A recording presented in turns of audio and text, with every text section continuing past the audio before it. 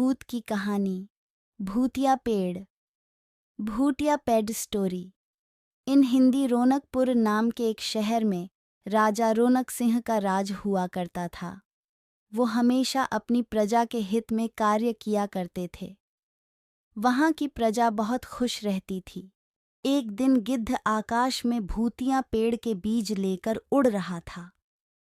जैसे ही गिद्ध रौनकपुर पहुंचा तो उसके मुंह से एकदम बीज रौनकपुर के बीचों बीच गिर गया। बीज भूतिया था, इसलिए अगले ही दिन वो पौधा बन गया। वहां के स्थानीय निवासियों ने जब पौधे को देखा तो हैरान रह गए, क्योंकि पौधे का रंग काला था। बाद में लोगों ने आपस में चर्चा की और यह समझा कि खेत में उगने वाला कोई घास पात या वनस्पति होगी। दूसरे दिन वो पौधा काफी बड़ा हो गया। लोगों को और ज्यादा दुविधा हुई कि एक ही दिन में ये पौधा इतना बड़ा कैसे हो गया। होते होते वो पौधा तीसरे दिन पेड़ बन गया। समय बीता और लोग भी तेजी से बढ़ने वाले पौधे के बारे में सोच सोच कर परेशान हो रहे थे। वो इस मामले को राजा के पास लेकर गए। ऐसे जादुई पौधे का पता चलते ही राजा तुरंत उस जगह पर पहुंच गए।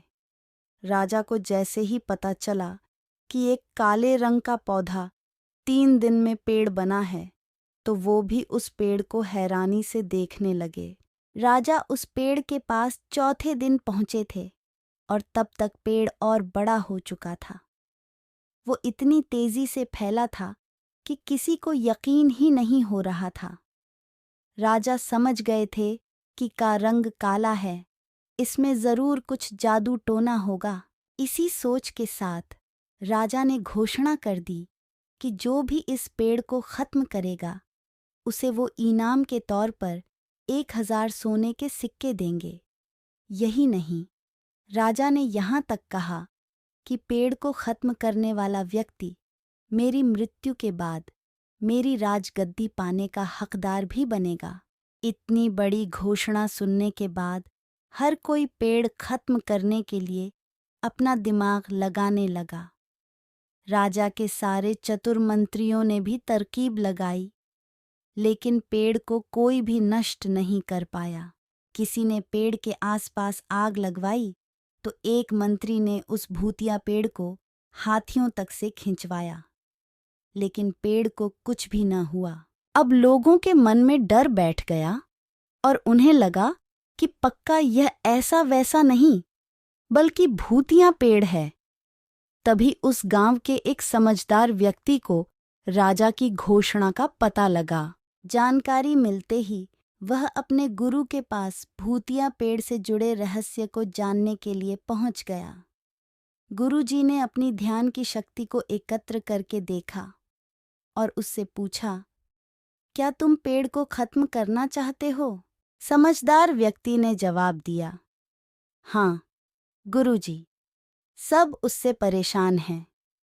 गुरुजी ने बताया कि उसे खत्म करने का एक ही तरीका है। इसके लिए तुम्हें उस पेड़ के आसपास नमक डालना होगा। इस तरकीब के बारे में जानते ही वो व्यक्ति तेजी से राजा के पास गया और कहा कि इस पेड़ के आसपास आपको नमक डलवाना होगा। ऐसा करने पर ही यह पेड़ खत्म होगा। राजा ने अपने सैनिकों को ठीक ऐसा ही करने को कहा। सैनिकों ने मिलकर पेड़ के चारों ओर खूब सारा नमक डाल दिया। नमक डालने के एक दिन बाद ही पेड़ का आकार कुछ कम हुआ। होते होते 5वें दिन तक पेड़ एकदम छोटा हो गया। उसके बाद गलकर वो गायब ही हो गया।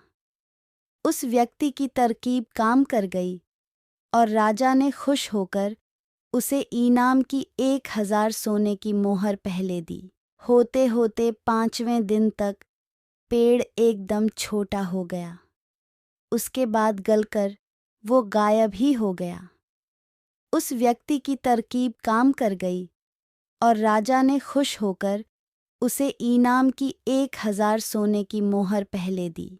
उसके बाद एक पत्र दिया जिसमें लिखा था कि वो राजा के मरने के बाद उनकी गद्दी को संभालेगा।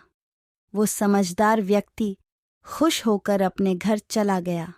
कहानी से सीख, ऐसी कोई मुसीबत नहीं होती जिसका समाधान न किया जा सके। ज़रूरत है तो बस धैर्य और समझ